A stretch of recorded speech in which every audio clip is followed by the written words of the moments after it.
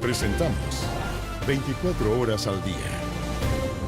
Bienvenidos, comenzamos las noticias aquí en 24 horas al día, 2 de junio, 18 grados en este momento en la capital, una jornada un poquito más fresca, se espera un gradito más como máxima. Sí, vamos a comenzar, Monse, con la información que ha permanecido en las portadas durante toda la jornada, porque un ejecutivo de un reconocido banco, el Banco Santander, fue detenido por su presunto vínculo con el Tren de Aragua. Tras la denominada Operación Tokio se detectó que el hombre facilitaba cuentas bancarias a la organización criminal, la cual realizó lavado de activos por más de 78.000 millones de pesos en nuestro país. Y tomamos contacto con Fabián Collado para conocer los detalles de este gran operativo. Fabián, buenas tardes. Muy buenas tardes, Monse Andrés. Uno de los operativos que se desarrolló durante esta mañana fue en esta sucursal que está a mi espalda, a pasos de el Cerro Santa Lucía, Agustinas con Miraflores, que vamos a revisar a continuación, porque en este lugar desempeñaba sus labores este ejecutivo bancario de origen venezolano, José Carlos Pérez Asensio, de 33 años, el cual fue capturado en su domicilio en medio de múltiples allanamientos que se desarrollaron durante esta jornada, y un equipo importante, relevante de la PDI junto a la Fiscalía Metropolitana Sur llegaron para poder realizar la entrada y registro de este Banco Santander con el fin de poder realizar incautaciones, sobre todo artículos tecnológicos que pertenecían a José Carlos Pérez Asensio, quien ya había sido capturado y quien está individualizado como quien abría cuentas bancarias, facilitaba cuentas bancarias para posteriormente transformar este dinero en criptomonedas y así todo desviarlo hacia Colombia, desviarlo hacia Bogotá específicamente. Ahí ustedes están viendo la imagen de las redes sociales de este denominado ejecutivo de recuperaciones, así es como él se identificaba, el cual desarrolló trabajo en el Banco de Venezuela en septiembre del 2012 y desde agosto del 2019 estaba trabajando en este lugar y era un factor relevante para el Tren de Aragua, para la organización criminal. Hace un año que comienza esta investigación. Ustedes recordarán, nos vamos a julio del año 2024, comuna de Lampa. Había una fiesta denominada Parcelazo, así se les llama a cuando se realizan fiestas organizadas por privados para poder cobrar entrada y estar hasta horas de la madrugada. Eso había ocurrido y luego de todo este evento hubo un quíntuple homicidio, el cual tuvo detenidos al respecto. De todas maneras, había asociación al Tren de Aragua. La Brigada de Homicidios en ese minuto, dentro de las incautaciones, levanta un teléfono celular. Ahí es donde ve otra arista. Y era este tipo de lavado de activos, más de 78.000 millones de pesos. Por lo vivo comenzaron a realizar la investigación y así se percataron de que el Tren de Aragua funcionaba también como productores de eventos. Por ejemplo, ellos estaban a cargo de la organización de dicho Parcelazo en la comuna de Lampa, pero esto tenía un trasfondo. Además de otros eventos de estas características, se habían tomado al menos 6 locales del barrio Bellavista, donde amenazaban, extorsionaban a los propietarios, los obligaban a ellos a hacerse cargo de la administración, solamente dejaban a los dueños que estuvieran a cargo de los bares respectivos, mientras que ellos cobraban las entradas. Además, vendían estupefacientes, también estaban con la comercialización de la trata de personas con fines sexuales, entre otros delitos como los secuestros, por ejemplo. Así es como durante esta madrugada se materializó la Operación Tokio, como se ha llamado por parte de la PDI. Trabajo en conjunto de la Brigada contra el Crimen Organizado, además de la Brigada de Lavado de Activos y también la Brigada del Cibercrimen, quienes estuvieron a cargo de estas diligencias. No se desarrolló solamente este operativo acá en la región metropolitana, comuna de Providencia, comuna de Recoleta, sino que también en cárceles, por ejemplo, la ex penitenciaría, también la cárcel de alta seguridad, el recinto penitenciario de Rancagua, recinto penitenciario del Biobío, al igual que en la cárcel La Picota en Bogotá, en Colombia. Dos factores que son muy relevantes de este país en esta Operación Tokio liderada por la PDI. Primero, ¿quién está recluido en dicho recinto penitenciario? Carlos Gómez, alias Carlos Bobby, quien está asociado a múltiples homicidios, sicariatos en nuestro país, es requerido por la justicia. Él está detenido allá en Colombia. Él fue jefe operativo del Tren de Aragua en nuestro país. Esa es la primera vinculación. Segunda vinculación que se realiza con Colombia es que los dineros por parte de José Carlos Pérez Asensio eran desviados hacia allá, hacia Bogotá. Entonces, por eso es un factor muy importante, muy relevante en medio de estos allanamientos. Vamos a revisar antecedentes que entregó el fiscal Héctor Barros, al igual que la Policía de Investigaciones, luego de concluir estos operativos acá en el centro de Santiago. Tiene que ver con operaciones internacionales, en este caso en particular para el Tren de Aragua. Estamos hablando de una cifra superior a 78.000 millones de pesos que salieron de nuestro país a través de empresas de criptomonedas hacia otros países, y es con lo que estamos trabajando. Efectivamente, uno de los mayores lavados que hemos tenido en nuestro país, vinculado con el Tren de Aragua. Se involucra delitos de lavado de activos, principalmente delitos base de extorsión, contrabando, asociación criminal, y en este caso también en forma flagrante, tal como lo preveíamos dentro de los antecedentes investigativos, también tráfico de drogas, e inclusive en cuanto a la información que está bajo reserva, pero lo que se puede señalar del flujo financiero, se establecieron también ganancias propias de actividades relacionadas con la trata de personas con fines de explotación sexual y secuestro. Banco Santander, 20 minutos después de que comenzaran los allanamientos, la intervención a esta sucursal muy importante, relevante, que está en Agustinas con Miraflores, emitió un comunicado, una declaración pública, donde ante consultas recibidas respecto a este procedimiento por funcionarios de la Policía de Investigaciones en una de las sucursales, informan que Banco Santander ha colaborado plenamente con las diligencias solicitadas por la autoridad competente. El banco, mediante una política de tolerancia cero frente a cualquier conducta que se aparte de la ley o de la normativa vigente, en caso de verificarse responsabilidades individuales, se adoptarán todas las medidas que correspondan conforme a nuestros protocolos internos, a la legislación aplicable.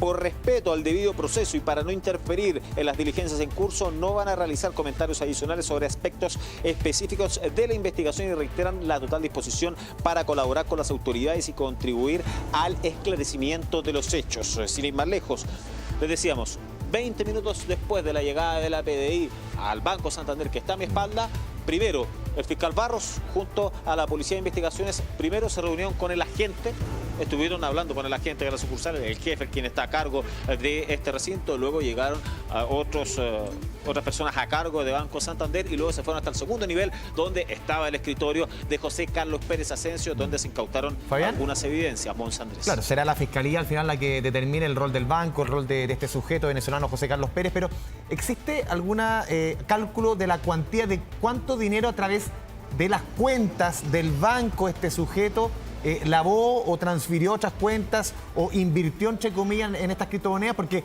esto es una investigación que se lleva a cabo por 78.000 millones de pesos. Estamos hablando 85 millones de dólares, más o menos, para entender la dimensión. O sea, algo que no se veía hace mucho tiempo en nuestro país, casi inédito. Pero a través del banco, ¿cuánto dinero se lavó, entre comillas? 300 millones de pesos, eso es lo que se sabe hasta este minuto que ha trascendido. Serían 300 millones de pesos al menos que habrían pasado por él, habrían pasado por esta sucursal. Y ojo, no era un factor netamente importante el Banco Santander, netamente tal en la investigación. ¿Por qué? Primero, lo más relevante son los conocimientos que él tenía como ejecutivo bancario. Trabajó en el Banco de Venezuela, también desde agosto del 2019 trabajaba acá. Pero sí, ¿dónde está la mezcla? ¿Dónde está el aprovechamiento de su trabajo netamente tal? Acá en nuestro país, acá en esta sucursal del centro de Santiago, según lo que se sabe, es que habría cuentas. Claramente para un ejecutivo es mucho más fácil poder abrir cuentas bancarias que cualquier mortal. Eso es lógico, es evidente, y es ahí, a través de estas es que él recibía vía transferencia o dinero en efectivo estos montos para poder después transformar todo en criptomonedas y enviarlas a Colombia. No solamente a través del mismo Banco Santander, donde era mucho más fácil, sino que también a través de otros bancos. Sí, por eso es que no se descarta hasta el minuto que hayan otros sujetos que puedan estar involucrados. No se descarta para nada. ¿Por qué? Porque estamos hablando de 300 millones. Es el que hacía el papel financista más relevante en el Tren de Aragua. Sí, efectivamente. Pero la cifra de acá de lavado de activos, estamos hablando de 78 mil millones de pesos. Es que eso hay que dimensionarlo bien, hay que ajustar todo esto. Cuando hablamos de un lavado de activos de 78 mil millones de pesos, tiene que ver con toda esta operación que tiene vinculaciones con Colombia, con Venezuela, que implicó allanamientos en 3 cárceles distintas, en 2 cárceles colombianas también, con 17 detenidos. Y específicamente lo que se trata de este ejecutivo bancario son 300 millones y que hay que ahí también poner un ojo importante, porque aquí el envío de remesas al extranjero no está suficientemente normado. Entonces muchas veces estos envíos de remesas se van haciendo de a poquito y puede ser que esa haya sido una forma de sacar estos 300 millones o por criptomonedas, pero también ajustar que lo que habría involucrado a él como ejecutivo bancario son este monto más acotado de 300 millones, Fabián.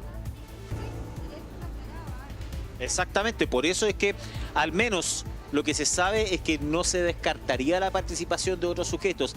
Y tenía un factor relevante, José Carlos Pérez, porque era uno de los que lideraba esta labor de financista, era el que tenía los conocimientos más acotados respecto a cómo movilizar el dinero, cómo realizar las triangulaciones. De hecho, según lo que se sabe, él empieza a trabajar en agosto del 2019 en este banco que está de espalda, pero no es que inmediatamente comienza a trabajar con el Tren de Aragua, sino que hace un tiempo a la fecha que no se ha especificado si es que es un año o un poco más. Él ahí, que en algún minuto se cruzan los caminos de esta organización criminal con él y ahí comienza a operar, comienza a desarrollar este trabajo delictivo con el Tren de Aragua. Imagínense una cosa, estamos hablando de 78 mil millones de pesos, pero esto estaba pasando casi desapercibido. ¿Por qué?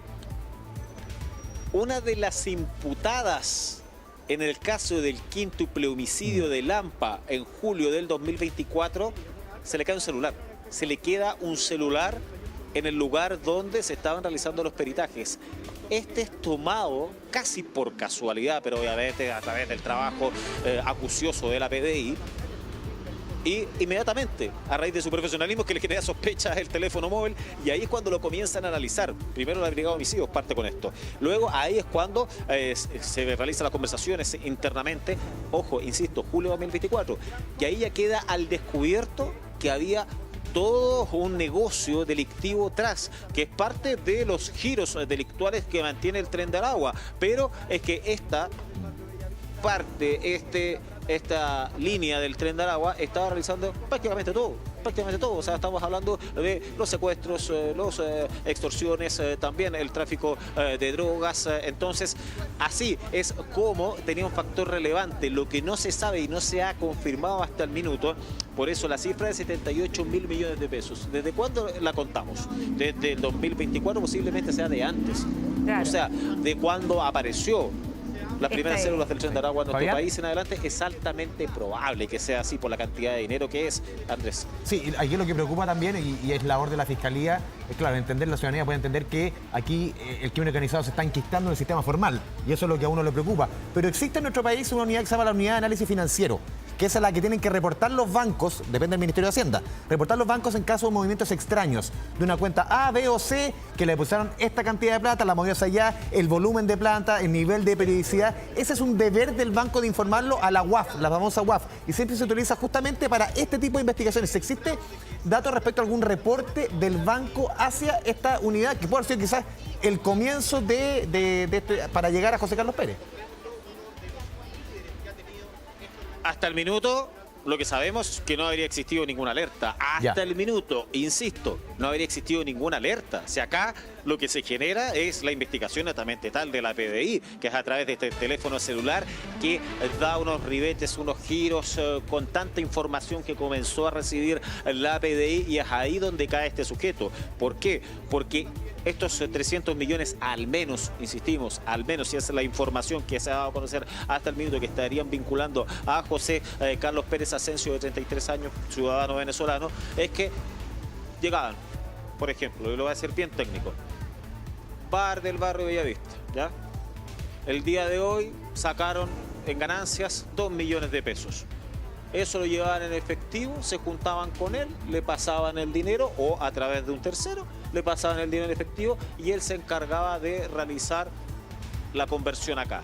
Eso es uno de los puntos. Otro de los puntos es que las transferencias llegaban directas. Y como ya en la investigación que lleva un poco más de un año aproximadamente, figuraba esto, los tráficos de dinero en altas cantidades. Y es así como se da cuenta la Policía de Investigaciones. ¿Por qué? Porque hasta ayer él estaba trabajando acá. De hecho, no había ninguna alerta, al menos que se haya dado a conocer. Eso sí, entendemos que la PDI debería haber hablado con Banco Santander previamente. Y les voy a dar un dato muy concreto que incluso creo que lo comentábamos en el Buenos Días a todos, Monse. Se gestó un rango de la declaración pública que se dio del Banco Santander de no más de 15 minutos aproximadamente desde la llegada, que nosotros estábamos desde cuando llegó el fiscal Barros junto a la PDI. Entonces posiblemente Banco Santander ya sabía lo que iba a suceder, incluso sin ir más lejos. Lo que no se quería desde ayer es que fuera alertado este sujeto y que pudiera estar prófugo, pero como durante la madrugada fueron a su domicilio y lo encontraron, ya había cierta tranquilidad respecto al futuro de esto, donde termina con 18 detenidos, hay un solo prófugo que no sé, se desconoce su paradero, y entre estos 18 detenidos, José Carlos Pérez, que es el caso que llama más la atención porque en definitiva que se haya lavado dinero, que se haya aprovechado una herramienta como un banco tradicional es inédito, porque acá de todas maneras, acá hay un aprovechamiento. Primero, son dos puntos. Uno es sus conocimientos y dos, porque se estaban creando cuentas para poder realizar este mecanismo. Entonces hay un aprovechamiento acá de su trabajo netamente tal. Entonces eso es inédito. Y te quería preguntar respecto a otro tema, el famoso parcelazo, que fue impactante, la verdad. Ahí hubieron fallecidos, fue un tiroteo, una batalla campal. Claro, y en este caso, ¿cuál es la vinculación? Al conocer esto, este tipo de fiestas en parcelas eran también una especie como de negocio también del Tren de Aragua. ¿Cómo se vincula ahora esto que estaba pasando hoy día, que estamos conociendo hoy día, con el, más allá del teléfono, ¿no? Con el parcelazo del 2024. El multigiro denominado del Tren de Aragua. ¿En qué sentido? Que hay labores que están encomendadas directamente desde los jefes operativos de esta organización criminal para poder realizar los delitos de mayor connotación. Pero también lo que realiza el Tren de Aragua, sobre todo con distintas células, es que se le da la libertad para poder cometer otros ilícitos a cuenta propia.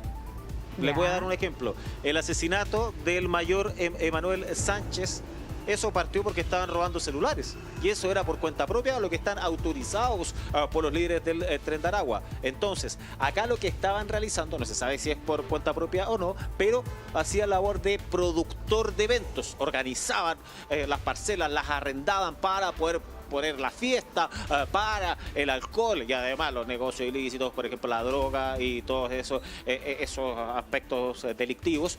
Y así es como empieza este parcelazo que ya se había realizado por parte de los miembros del Tren de Aragua. Y como tienen ese conocimiento, claro, después se toman los locales del barrio Bellavista y así sucesivamente para extorsionar a sus dueños y sus propietarios. Lo último para cerrar, 4 de la tarde, Centro de Justicia, la audiencia de formalización de cargos en contra de los 18 detenidos, y en un rato más la Fiscalía Nacional en conjunto con las autoridades de la PDI van a entregar más detalles al respecto. Ya, Fabián Collado, seguimos conectados con esta noticia. Muy buenas tardes. Bueno, y les contamos que un nuevo ajuste dentro del Ministerio de Seguridad Pública, porque el ministro Martín Arrau pidió la renuncia a los subsecretarios de su cartera, a Ana Victoria Quintana y a Andrés Joanet. Ignacia Jiménez tiene los detalles. Ignacia, adelante.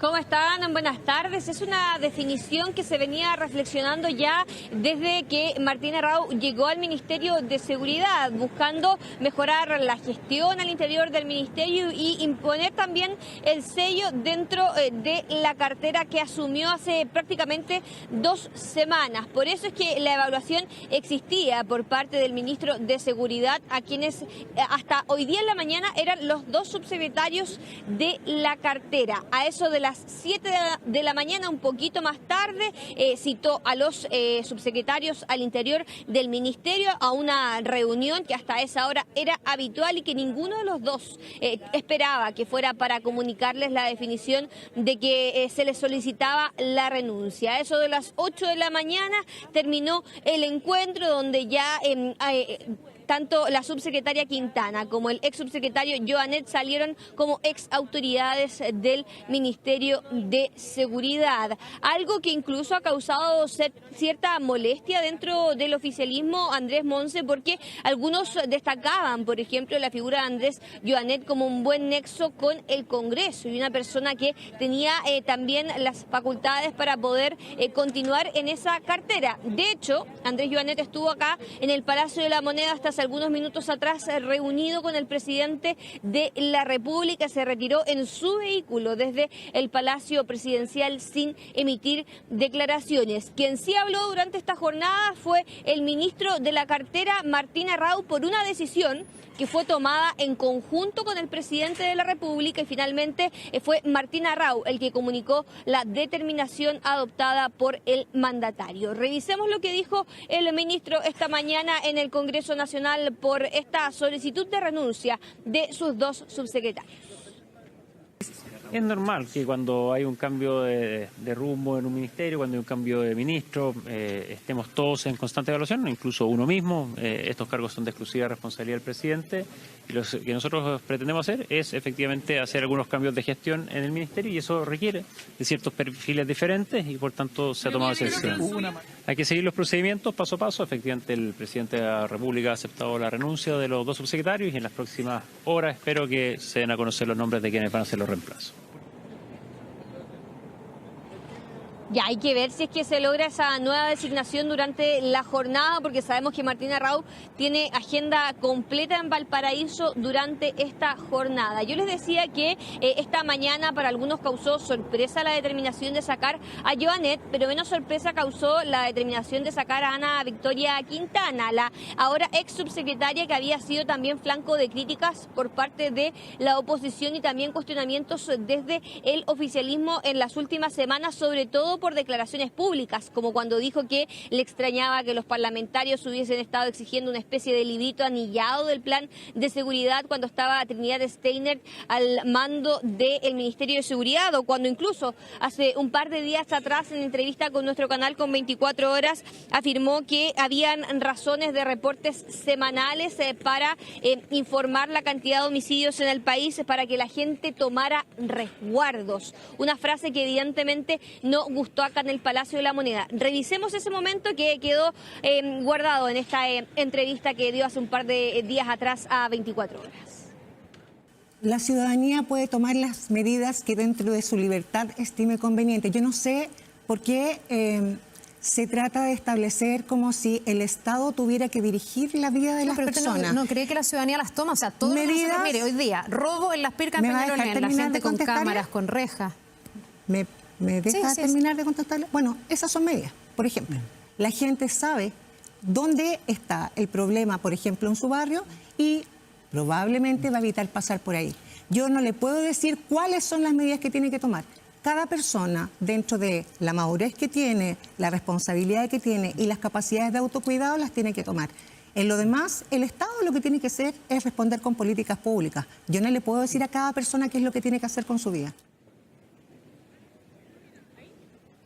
Parte de las declaraciones que generaron controversia de la ahora ex subsecretaria de Prevención del Delito. Yo les decía a Monse Andrés que estuvo Andrés Joanet esta mañana acá al interior del Palacio de la Moneda en un encuentro con el presidente de la República, una reunión privada que duró más de una hora y de hecho Andrés Joanet se retiró en su vehículo particular. Entiendo que ya estamos viendo las imágenes de lo que fue ese momento, salió sin hacer declaraciones, le gritamos desde acá, desde la reja de calle Teatinos con Moneda, a ver si se podía acercar, sin embargo se subió derechamente a su vehículo sin emitir ningún tipo de declaraciones. Vamos a ver qué pasa ahora con quienes van a asumir finalmente estos dos cargos que quedan vacantes, una determinación que tiene que tomar el presidente de la República en conjunto con el ministro de la cartera. Hay varios nombres que suenan, podrían ser posibles. Por ejemplo, incluso el delegado presidencial de Ñuble, que es muy cercano a Martín Arrau, que trabajaron juntos incluso durante la campaña, y hay que ver si es que quizás se puede materializar por ahí alguna de las designaciones que ahora quedan pendientes. Martín Arrau decía hoy día, desde el Palacio de la Moneda, algunas fuentes nos decían que es poco probable que sea durante esta jornada, considerando las agendas bastante nutridas que tiene tanto el presidente de la República como el ministro de Seguridad. Vamos a ver entonces quiénes serán los elegidos para estas dos subsecretarías que son súper importantes. Nacha, muchas gracias, buenas tardes. Sí, cambia todas las autoridades en seguridad Claro. del presidente al final. Ya, nos vamos a la pausa, 13:25, tenemos a esta hora 18 grados en la capital, pronosticados 19, pausa y volvemos.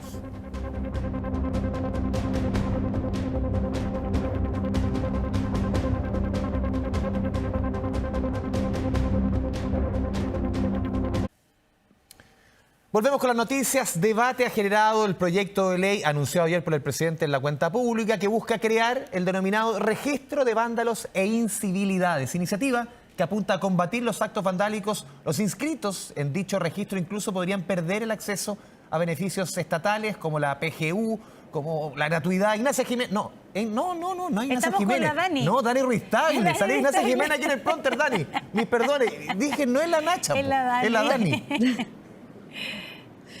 Pero estamos muy cerca de la Nacha, Ya. porque estamos justamente en la Plaza de la Ciudadanía, donde están ubicados distintos monumentos nacionales, y son justamente aquellos los que también van a ser el foco de lo que tiene que ver con el registro único de vándalos e incivilidades. Tal y como tú lo decías, Andrés, un proyecto que fue firmado el día de ayer, anunciado en la cuenta pública, firmado por la tarde por el propio presidente José Antonio Kast. ¿Y qué es lo que busca? Bueno, que aquellas personas que cometan tanto delitos ligados, por ejemplo, a quema de buses, quema de iglesias, atentado contra carabineros, atentado contra la autoridad, así como también el cometer faltas ya quizás menos graves o que tienen multas o sanciones menores, como por ejemplo rayados en la vía pública, destrozos en lugares que son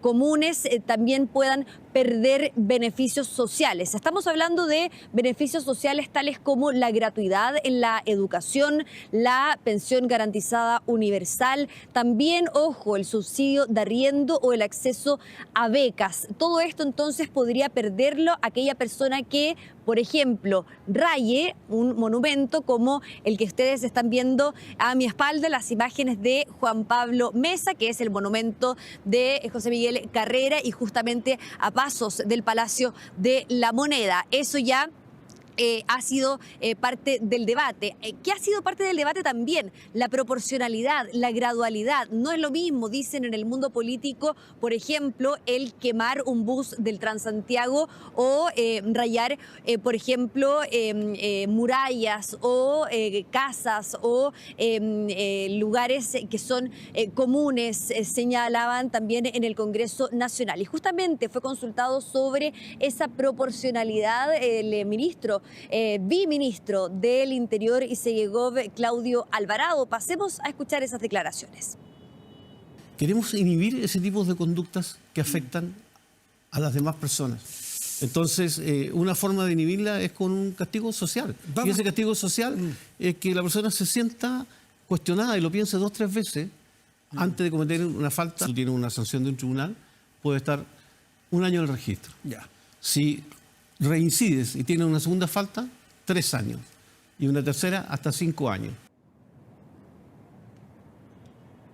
Claro, acá la pregunta era si es que se va a meter en el mismo saco a quienes cometan delitos ya que son directamente con cumplimiento de pena o aquellos que cometan faltas como rayados en la vía pública, como por ejemplo incluso se mencionaba orinar en la vía pública, entre otros, faltas que hoy son consideradas como incivilidades más no constitutivas de delito. Lo cierto es que durante esta jornada se ha generado todo un debate respecto a, primero, la proporcionalidad, la gradualidad y también sobre, por ejemplo, hacia qué estrato está enfocada esta medida. Decían desde el Congreso Nacional que no es lo mismo que una persona de clase media o más baja pierda ciertos beneficios que alguien que sea de clase alta y que cometa ciertas faltas, ciertas incivilidades, considerando,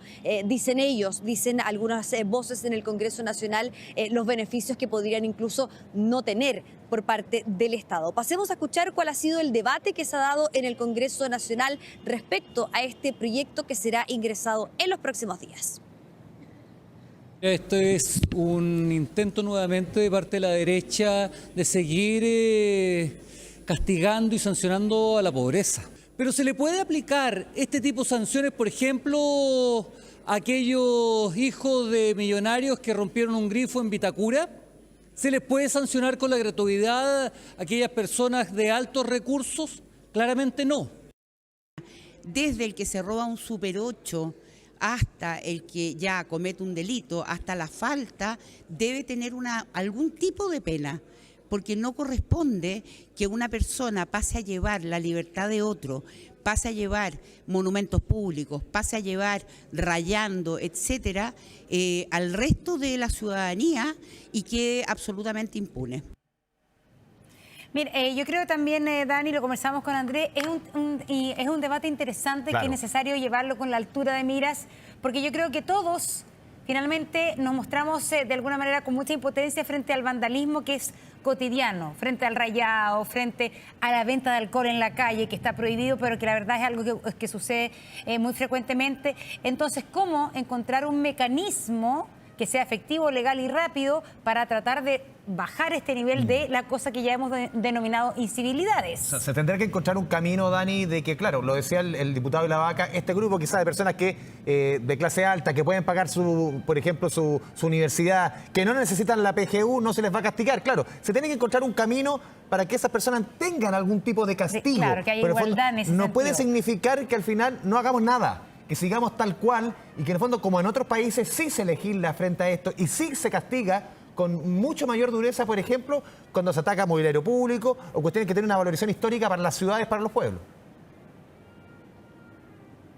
Exacto, y todo eso entonces va a ser parte del debate legislativo, decían las autoridades, no solamente, por ejemplo, la gradualidad, por ejemplo, cuántos años quedaría la persona sin gratuidad, sin la pensión garantizada universal por ejemplo, tomar en la vía pública, entre otros aspectos, sino que también va a ser parte del debate quienes entonces van a formar parte de este registro único de vándalos e incivilidades. Decía, de hecho, durante esta jornada el subsecretario del Interior, Máximo Pavés, que todo va a ser parte del debate legislativo. Recordemos que todos los proyectos que ingresan al Congreso Nacional muy pocas veces salen como entran. Claro. Así que vamos a estar atentos a lo que vaya a pasar ahí en lo que será la discusión legislativa. Todavía no está claro por dónde va a ingresar esta iniciativa, pero sí sabemos que ya está firmado y ya próximo a su ingreso al Congreso Nacional. Daniel Ristagle, muchas gracias por el completo reporte. Muy buenas tardes.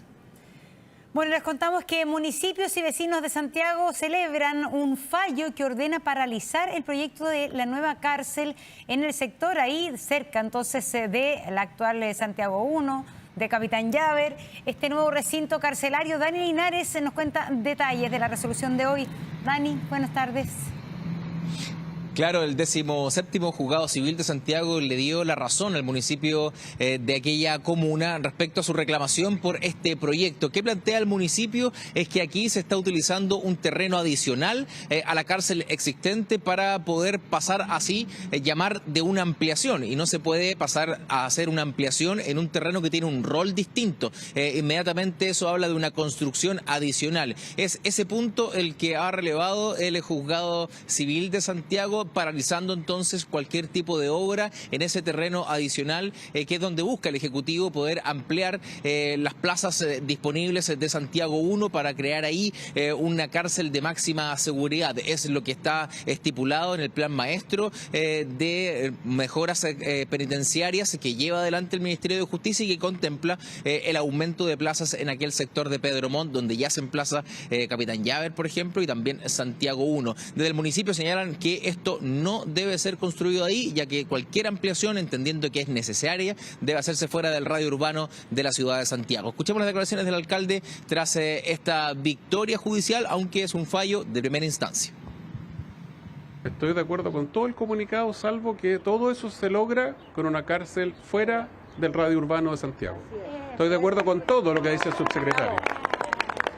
Y él puede hacer todo eso y puede cumplir todo eso con un poquito y con harta agilidad, sin ningún problema, si la construye fuera del radio urbano, en terrenos que hoy día son de propiedad de Gendarmería. Ni siquiera tiene que gastar plata en el terreno.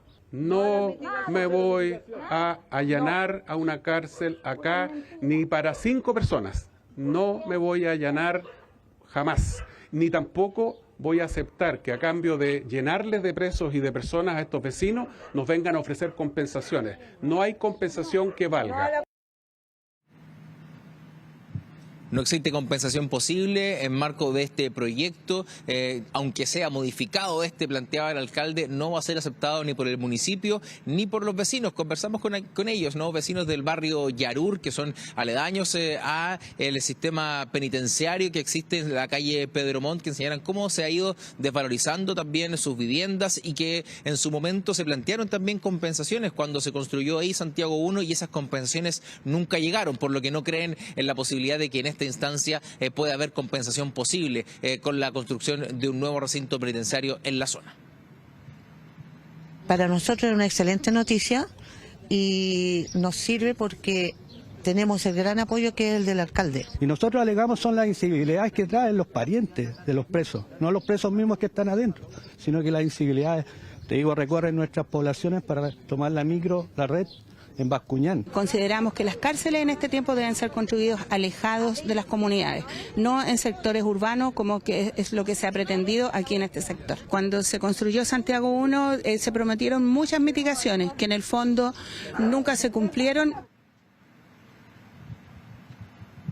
El Ministerio de Justicia, en primera instancia, a través de un comunicado de la Subsecretaría de la Cartera, planteaba que este es un fallo de primera instancia, por lo que restan otras sedes judiciales donde el Ministerio va a recurrir para continuar con este proyecto, entendiendo la necesidad y el fin de crear una nueva cárcel, que es aumentar las plazas que se requieren a nivel nacional. Luego, el Ministro de Justicia también entregó su versión al respecto, señalando que este proyecto va a continuar su tramitación, por lo que se entiende que existirá una alegación por parte del Ministerio a esta determinación judicial.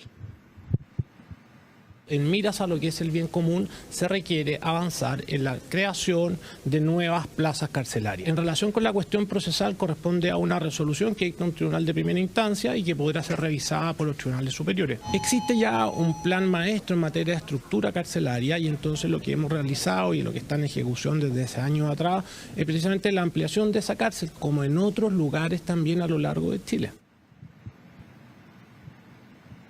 Discusión que se te va a trasladar entonces a sede judicial, tanto el Ministerio de Justicia como el municipio de Santiago deberán expresar ahí cuáles son sus argumentos para el destino de este terreno, que para el Ejecutivo debe transformarse en una ampliación de Santiago 1 y para el municipio en ningún caso poder generar ahí un nuevo recinto penitenciario. Dani, ¿se sabe qué nivel de avance tenía esta nueva cárcel o recién esta nueva? Claro, es que lo plantean como una nueva cárcel, ¿ah? Porque no sé si efectivamente ya se había empezado a construir algo, estaba todavía en etapa muy preliminar. Estaba en proceso de licitación, se iba a hacer pública la licitación para la construcción de la misma y este fallo también detiene aquello, no se puede realizar aquella licitación, así que queda paralizado cualquier tipo de obra en aquella zona. Muy bien, Dani, muchas gracias.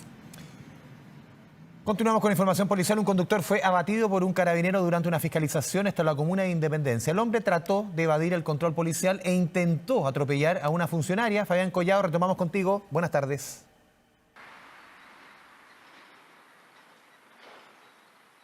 Muy buenas tardes. Es un hecho grave que ocurrió en la zona norte de la región metropolitana cuando el reloj marcaba la medianoche aproximadamente. Calle Cruz entre López de Alcázar y Escarillas, en ese lugar en Independencia, cuando vecinos y transeúntes vieron que desde el interior de un vehículo de color rojo había una persona que estaba manipulando aparentemente un arma de fuego. Por lo mismo, Carabineros se trasladó hasta ese lugar, además que es una zona donde hay varios organismos especializados de la policía uniformada, y al llegar dos los funcionarios de Carabineros, inmediatamente este sujeto trató de arrancar. Sin ir más lejos, hay una carabinera que trata de detener el actuar del delincuente, el cual retrocede bruscamente con la intención de atropellarla. Es ahí cuando se vio en riesgo la integridad de esta funcionaria. Por lo mismo, su compañero de armas, quien llegó también a controlar, percutó un disparo en contra del habitáculo, y es ahí que este balazo llegó en el tórax del conductor, el cual, chileno de 29 años con amplio prontuario policial, fue trasladado hasta el Hospital San José, donde en un primer minuto estaba fuera de riesgo vital, pero su condición médica se complejizó y por lo mismo falleció durante las últimas horas. Así es como el Ministerio Público fue notificado de este grave hecho violento que aconteció en calle Cruz, a la altura de Escanilla. Por lo mismo es que encomendó las labores investigativas a la Brigada de Homicidios Centro Norte en conjunto con el Laboratorio de Criminalística, quienes estuvieron a cargo de los peritajes. Vamos a revisar diversas declaraciones a continuación. Es el momento en el cual se encuentran los carabineros efectuando el procedimiento, situación por la cual él, con la información ya preliminar y con la intención del sujeto de huir del lugar, sin importar lo que hubiese o existiera en su huida, ¿cierto? El carabinero hace uso de este arma de fuego, o el uso de su arma de servicio, no con la intención quizás de efectuar el daño, pero sí ocurre el hecho. Hay cámaras en el lugar que dan cuenta o corroboran la versión del funcionario que efectuó el disparo. Por ahora todo apuntaría a que existiría una legítima defensa, o en este caso un evidente intento de desenfundar un arma, y actuó este funcionario policial reaccionando a esto. Análisis de las cámaras de seguridad que ya están en manos del Ministerio Público y que demostrarían la legítima defensa por parte de esta pareja de carabineros ahí en la comuna de Independencia. Por lo mismo, se determinó luego también de los peritajes de la Policía de Investigaciones que el funcionario policial que disparó y que terminó con la vida, terminó abatiendo a este delincuente, lo habría hecho en legítima defensa. Por lo mismo, él quedó como testigo en esta investigación que está en desarrollo. Además, al interior del vehículo en cuestión se encontró un arma de fuego y gran cantidad de munición. Por lo mismo, se está investigando qué otro delito estaba cometiendo este delincuente que fue abatido ahí en la comuna de Independencia. Fabián Colla, muchas gracias por el reporte. Muy buenas tardes. Estamos viendo 24 horas al día. Les contamos que un adulto y 3 menores de edad fueron detenidos tras un robo que ocurrió en La Serena. Protagonizaron este robo, en una persecución en un automóvil. Carabineros hirió a uno de ellos durante el operativo. Y Giselle Soto nos entrega detalles. ¿Cómo está, Giselle? Buenas tardes. Así es, ¿cómo están? Muy buenas tardes. Un robo con violencia y persecución que protagonizaron estos 4 sujetos. Los 4 ahora están detenidos. 3 de ellos son menores de edad, 17 años y uno de 20, quien se encuentra hospitalizado y participó de su proceso de formalización desde el hospital de La Serena. Esto tras recibir 2 disparos en su rostro.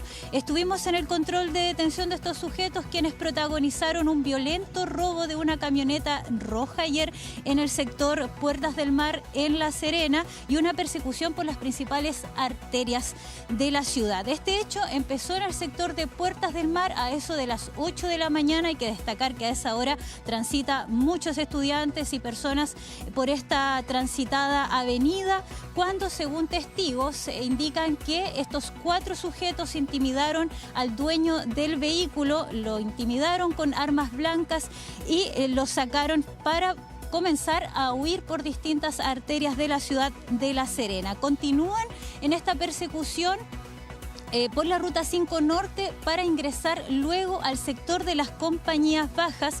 Cuando llegan al lugar son esperados por carabineros en el sitio del suceso, ya que estos venían en contacto, la víctima venía en contacto con carabineros indicándole la ruta que estaban siguiendo estos antisociales. En el lugar, y según indicó carabineros, en Avenida Islón, después de recorrer varias calles persiguiendo a los antisociales, personal policial usa su arma de servicio y le dispara a este sujeto que habría venido en posición de copiloto.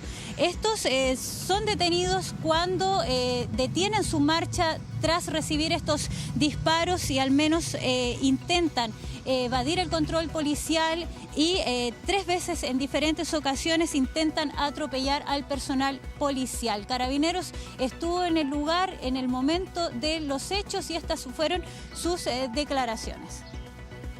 Fue abordado violentamente por 4 delincuentes quienes, mediante intimidación de armas, al parecer de fuego y armas blancas, sustrajeron su vehículo particular. Cuando personal de Carabineros trató de detener la marcha de este vehículo, los sujetos abalanzaron el vehículo sobre personal de Carabineros, quienes hicieron uso de su armamento fiscal de servicio, impactando a uno de los antisociales.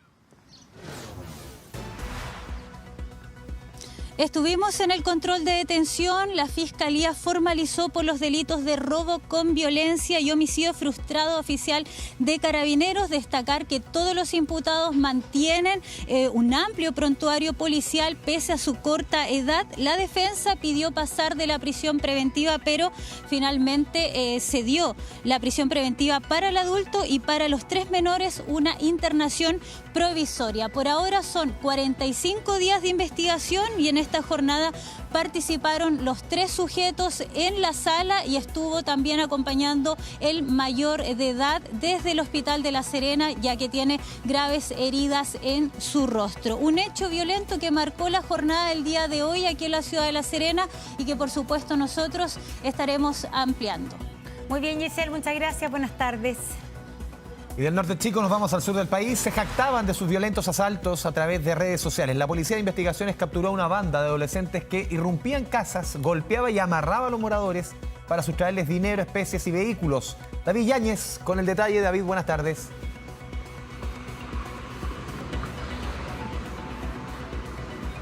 Hola, muy buenas tardes. Las imágenes que subieron a redes sociales de esta banda corresponde precisamente a cómo se jactaban de los robos que cometían o que iban a cometer en el sector de Andalhué, un exclusivo sector de San Pedro de la Paz dentro del Gran Concepción. Estos robos, los que finalmente les fueron logrados acreditar por el Ministerio Público y que sirvieron para justificar las órdenes de detención, corresponden al 21 de abril. 2 robos ocurridos de hecho en el sector de Andalhué y también el 5 de mayo. El modo de operar era muy simple. Llegaban hasta la casa, irrumpían en ella, encapuchados, armados, incluso a veces saltando rejas. Y si no se encontraban a nadie al interior, robaban lo que podían y salían. Si encontraban a alguien, lo amedrentaban, golpeaban, lo maniataban incluso y luego sustraían todo lo que podían y también aprovechaban de conseguir información respecto a las tarjetas de crédito, débito y así podían llegar hasta los cajeros y sustraer también en dinero adicional. Esto fue desbaratado por una investigación realizada por la Brigada Investigadora de Robos de la Policía de Investigaciones que logró la identificación de cada uno de ellos y poder establecer dónde vivían. Fue así que se pidieron las órdenes correspondientes al juzgado de garantía y finalmente fueron detenidos. Tenemos declaraciones. Se logró la detención de 3 sujetos jóvenes y uno mayor de edad, uno en Concepción y el otro en San Pedro, logrando con esto articular una banda que estaba acechando y ingresando a domicilio en forma violenta, tanto en el sector de Lomas San Andrés, San Sebastián, así como también en parte acá de Concepción y San Pedro. De la investigación que realiza personal de la Brigada de Robo en conjunto con la Fiscalía dentro de esta línea de investigación de este foco investigativo, nos permite primero identificar redes sociales de los sujetos que están cometiendo estos delitos. Eso nos permite identificar a los imputados. Luego de identificado nos permite solicitar la orden de detención y luego formalizarlo en el Tribunal de Garantía de Concepción. Desde la Seremía también valoramos el trabajo que se ha realizado, debido a que esto, si bien es cierto, ustedes han escuchado, los delitos han sido violentos, al ya no tener esta banda trae un poco más de tranquilidad y de seguridad a la población. se recuperaron algunas especies y algunos elementos utilizados tanto para forzar los accesos como para amedrentar a las víctimas de estos delitos. Estamos hablando de adolescentes básicamente de 15 años, el único que quedó con solamente arresto domiciliario, que era un menor de 15 años que fue acusado solamente de receptación. No aparece de hecho en las imágenes donde se jactaban de estos robos, pero sí un joven de 16 años que está en apelación, su internación provisoria en la Corte de Apelaciones, y también uno de 17 años de origen venezolano que está irregularmente en el país, que ahora permanece en internación provisoria en el CIP-CRC de Coronel, aparte de un mayor de 20 años, quien ya está en prisión preventiva en la cárcel de Concepción. Una investigación que, según el Ministerio Público, tiene su complejidad. Se está trabajando también en establecer si existen otros lazos respecto a esta banda, si se puede relacionar con otros hechos delictuales de similares características ocurridos también en el barrio de Andalúe en los últimos meses. La investigación que ocurre en la región del Biobío. David, muchas gracias. Buenas tardes. Tu bolsillo. Ya, Monse, vamos a hablar de economía, de un tema que seguramente a las personas en la casa les va a interesar. Muchísimo. Hablamos del pago mínimo de la tarjeta de crédito. ¿Por qué? Porque a partir de este mes, del mes de julio, comenzó a regir una nueva normativa que sube este famoso pago mínimo de la tarjeta de crédito. Vamos a revisar los números, qué es lo que dice la gente, qué dicen los expertos, los economistas. A ver, este pago mínimo de las tarjetas de crédito lo que busca es que las personas no caigan en mora. Es un monto mínimo que permite pagar intereses, comisiones, más no la deuda global en la mayoría de los casos. A ver, ¿cuánto es? Es más o menos, cada banco lo define, tiene estándares distintos. Es más o menos un 1% del monto total utilizado. ¿Ya? Eso para explicar un poquito el panorama. Vamos con la siguiente estación. Seguimos viendo los números. ¿Qué es lo que hace o qué es lo que pasa al final cuando se utiliza mucho este pago mínimo? Generalmente las personas que están más endeudadas, con complejidades en materia laboral, económica, acuden a esta maniobra, entre comillas, que entregan los bancos, esta posibilidad. Al final lo que redunda esto es que se pagan más intereses, que es bien importante, y también se prolonga el plazo de la deuda. Se puede pagar 3, 4 veces más intereses en un plazo incluso 2, 3 veces mayor. Siempre al final termina pagando el cliente. Hoy cada institución, lo decíamos recién, define su pago mínimo. ¿Pero qué significa esta nueva normativa? Y lo vemos en la siguiente estación. A ver, este pago mínimo pasa de 1%, que es el promedio, que cada entidad financiera lo define de acuerdo a sus estándares, a algo que está unificado de alguna forma, normado, ni más ni menos que un 5% del total utilizado. Del 1 pasamos al 5, se quintuplica. ¿Cómo esto se lleva a efecto? O se lo explicamos en números bien sencillos, un caso común y corriente. A ver, una persona que tenga una tarjeta de crédito con un cupo de 1 millón de pesos, esa persona utilizó 500.000 pesos. Con la normativa hasta el mes de mayo, o sea, antes de junio, porque comenzó en este mes de junio, el pago mínimo es el 1% de 500.000, es decir, 5.000 pesos. Con esta nueva normativa es un 5% de estos 500.000. Estamos hablando de 25.000 pesos. Por eso hablamos que se quintuplica el monte. ¿Cuál es el fondo de esto? Y lo vemos en la última gráfica. Esto es paulatino, con el tiempo. Comienza a regir en junio de este año, es decir, ahora la puesta en marcha es paulatina. En 2 años vamos a pasar de un 1% a un 2, a un 3, a un 4, a un 5, en un plazo de 2 años. Y lo principal aquí es evitar el sobreendeudamiento. Las personas, al pagar el mínimo, solamente pagan los intereses y pagan las comisiones. Pero el monto total sigue generando intereses, y son intereses rotativos, que son mucho más caros, 3, 4 veces más caros. Entonces, esa es la idea. Claro, en la banca dicen que aquí muchas personas pueden quedar fuera de la banca. Pero claro, hay intereses para todos lados. Escuchemos a usuarios, escuchemos a clientes, obviamente, economistas, también expertos que hablan del tema. Igual va a depender como de lo que va ganando la persona, pero En mi caso igual podría ser un caso favorable, porque igual si es que uno ocupa la tarjeta de crédito y la puede ocupar, va a campo. No sabría decir si es bueno o malo, porque obliga a las personas que son irresponsables a ordenarse aún más con sus finanzas, y a las personas que sí eran responsables igual le afecta. Claro, obviamente va a perjudicar a gente y también va a beneficiar gente, pero ahí cada uno depende si realmente quiere tener la tarjeta de crédito. Si no, no la tengáis.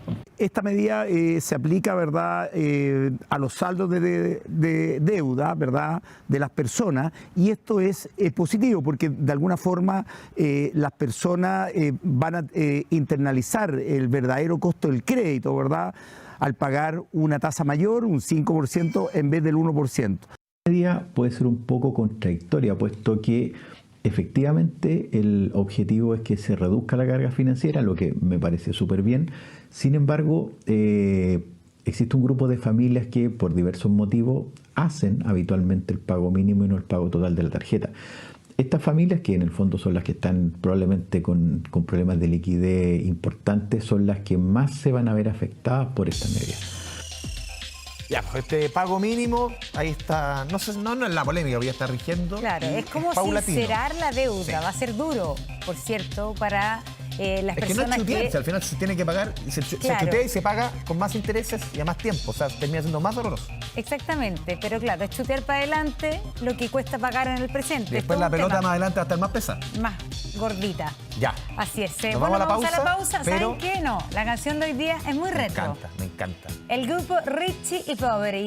Rico y Pobre. Rico y Pobre en... es que esta es una canción muy reversada. Siempre lo digo en los estadios. Es maravilloso. Ah, ya. Sí, pues. No, yo la conocía de mi infancia y adolescencia. Maravilloso. Esto porque hoy día es el aniversario número 80 de la proclamación de la República de Italia, fíjense. Podríamos poner el himno. Italia. No nos ponga. Oye, vamos al norte del país. Vamos a Vallenar. A ver. Linda canción. Vamos a Vallenar a sur. Mira, hay unas nubecitas, casi precioso. Nunca hay nubes en Vallenar, unas poquitas nubes. Pero hay. Vamos a Valdivia, mi ciudad favorita. Nos saltamos por directamente lejos. a Valdivia. ¿Cómo está Valdivia? Qué lindo, ahí el calle. Ahí está el calle. ¿Viste? ¿Es el puente principal o no? No. ¿Es que está no es el frente al casino? Principal. ¿No? Río Cruz, Río Valdivia, Río Calle, qué lindo es. Pero igual, es hermoso igual. Sí, yo creo que ese puente es el principal. Claro, es hacia Texas, hacia la isla de Texas. Sí. Vamos a Punta Arenas. Avenida Alemania, ¿sabes? Hoy que está cubierto Punta Arenas. Sí. No se ve nada. No es la mirada, no es la pero está bien. Sí. Estamos viendo otro, no vemos ahí el Hay mejores de Punta Arenas. Vamos a Rapa Nui, con tu Moai. Es la realidad. Y Rapa Nui siempre maravilloso. O sea, como, mira, y el pasto verdecito. ¿Tú quieres volver? Y lo haré. Ya. Ay, dijo ella. 14:21, pausa. Diría. Decretado. 14:21, nos vamos a la pausa y volvemos con más. Estamos viendo 24 horas al día. Ahora.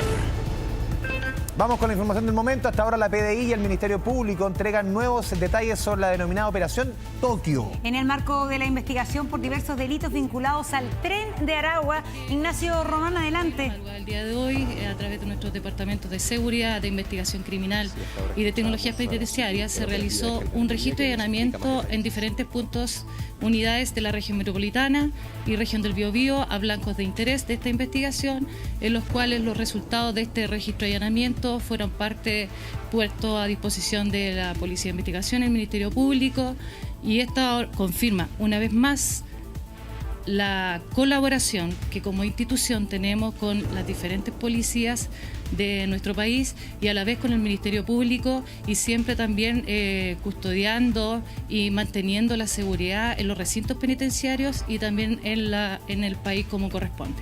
Gracias. Muchas gracias. Ahora vamos con la ronda de preguntas de la prensa, en donde nos va a acompañar el agregado policial de la Policía Nacional de Colombia en Chile, Coronel Carlos Fuentes, el subprefecto Cristian Sepúlveda, jefe de la Brico, y el subprefecto Luis Navarrete, jefe de Brilac. Buenas tardes a todas las autoridades. Preguntarle al fiscal Héctor Barros, en primer lugar, respecto de esta investigación. En lo que se ha mencionado, lo inédito de esto es la intromisión que han tenido, en este caso el Tren de Aragua, en el sistema bancario. ¿Se puede generar quizás la duda respecto de si están más imbuidos en el sistema bancario, más allá de este ejecutivo que fue captado y que fue detenido también en estas labores? ¿Y desde cuándo podría haber estado operando este ejecutivo de cuentas del Banco Santander con el Tren de Aragua? A ver, lo trascendente en este caso son las tremendas sumas de dinero que son pasadas a través del sistema bancario formal e introducidas a través de empresas que son empresas de papel. En este caso son dos empresas, Vex Group y Vex Digital, que lo que hacen simplemente, empresas que son creadas con 6 días de anticipación, con el mismo domicilio, con servicios informáticos, ambas como giro, donde de un día a otro aparecen de cero pesos como rentabilidad, al siguiente, a los 6 meses, 7 meses, aparecer con 3.000, 4.000 millones de pesos y llegar finalmente, en el caso de una de ellas, a tener 58.000 millones de pesos que pasan y el resto de los otros para llegar a los 75.000 a través de la otra empresa, que pasan por el sistema bancario formal y finalmente llegan a empresas que son transnacionales para efecto de mezclar el dinero a través de criptoactivos, con la finalidad de que nosotros no podamos finalmente tratar de determinar a dónde fueron a parar los dineros. Ahora bien, en este caso en particular se logró incautar 370.000 dólares que estaban todavía en algunas de estas cuentas, en particular en criptomonedas, y van a seguir reportándonos sobre otros congelamientos que hemos hecho respecto a una infinidad de cuentas corrientes, como dice el director, pero también a empresas que se dedican a criptomonedas. Fiscal, basado en eso mismo, si hubiese estado de forma legal el levantamiento del secreto bancario, ¿esto hubiese sido mucho más fácil de poder encontrar? Más rápido. Más que nada en la investigación. A ver, lo que pasa es que nosotros intervenimos una vez que se comete el delito. Sin embargo, hay una serie de instancias previas donde intervienen otros servicios del Estado que están en la primera fase, que tiene que ver con la información que finalmente nos sirve para efecto de poder iniciar las causas. En este caso en particular, esas alertas no saltaron, sino que la investigación parte por el levantamiento de evidencia en el quíntuple homicidio de Lampa. De ese punto de vista, lo que nos permitiría tener un sistema ágil de levantamiento secreto bancario es que el día de hoy podríamos estar revisando todas las cuentas y no estando a la espera de una resolución judicial que lo autorice. Que dicho sea de paso, aquí se han autorizado todas las que hemos pedido en todo caso, y de ese punto de vista el Poder Judicial ha actuado muy rápido también en la resolución de las solicitudes que le hemos ido haciendo durante la investigación. Hola, para la PDI quisiera precisar cuáles son las nacionalidades de los 19 detenidos, si son todos, si hay chilenos o hay personas de otras nacionalidades, y también preguntar cuáles son las penas que arriesgan en caso de ser condenados. Los 19 detenidos son todos venezolanos, solamente uno en condición irregular. Y respecto de las penas, creo que hay instancia, hay toda un juicio delante, una investigación judicial detrás, y que ahí eso lo dirá el mismo juicio. No soy yo indicado para ello, pero son 19 detenidos y todos venezolanos. Escuchamos a las autoridades, en este caso al director de la PDI, también al fiscal Barros, entregar algunos detalles de esta operación Tokio, Monse. Dentro de los datos y la información que entregaba el fiscal, bien importante, cómo el secreto bancario, esa legislación que todavía está en el Congreso, pudo haber hecho más ágil si que existiese este tipo de investigaciones. Dice, claro, el banco prestó toda la ayuda, pero podría ser mucho más ágil, mucho más rápido, si es que esa legislación existiese el día de hoy. Claro, recordemos que el secreto bancario, justamente, que ha sido un tema político súper complejo en el gobierno anterior, la principal razón por la cual se quería finalmente legislar al respecto es para facilitar las investigaciones que tienen que ver con lavado de activos. Para eso es lo que se hace necesario. Bueno, y el fiscal Barros ahí fue evidente en su posición respecto a este tema. Ya, nos vamos. Chao, chao. Nos despedimos, que le vaya muy bien. Chao, chao.